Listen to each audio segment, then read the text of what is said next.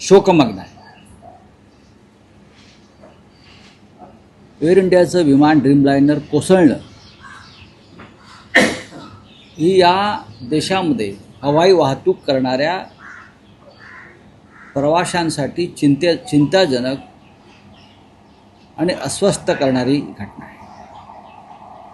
अत्यंत सुरक्षित समजला जाणारं हे ड्रीमलाइनर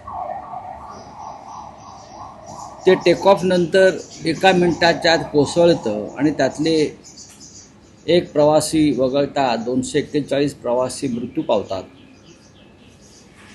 हे विमान ज्या वैद्यकीय हॉस्टेलवर कोसळतं आहे त्यातले 24 डॉक्टर आणि 60च्या आसपास विद्यार्थी, मेडिकलचे विद्यार्थी मृत्यू पावतात. राख रांगोळी होते. गुजरात राज्याचे माजी मुख्यमंत्री विजय रुपाणी, जे माझेही सहकारी होते राज्यसभेत, त्यांचंही त्यात निधन झालं. आणि इतकं होऊनही या अपघाताची जबाबदारी कोणी घ्यायला तयार नाही. रेल्वेचे अपघात होत आहेत. पहलगामसारख्या दहशतवादी हल्ल्यामध्ये लोक बळी जात आहेत.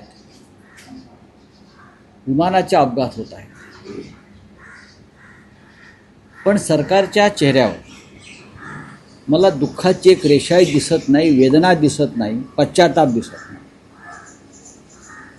कालच्या विमान अपघाताचं कोणीही राजकारण करू नये,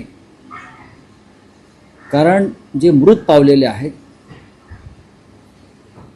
ते भारतीय असतील किंवा परदेशी नागरिक असतील, ते आपल्या भारतातून एअर इंडियानं प्रवास करत होते. लक्षात घ्या, याच्यामध्ये भारतीय हवाई क्षेत्राची प्रतिष्ठा पणाला लागली.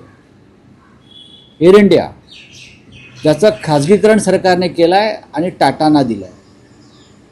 टाटाने प्रत्येकी 1 कोटी रुपये दिले म्हणून प्रश्न संपत नाही. इतका मोठा तांत्रिक बिघाड, जे विमान लंडनला चाललेलं आहे, दोन्ही इंजिन्स बंद पडतात. मी त्यातला एक्सपर्ट नाही, दोन्ही इंजिन्स बंद पडतात. कोणी म्हणतात पक्षाची धडक मारली, काही असेल.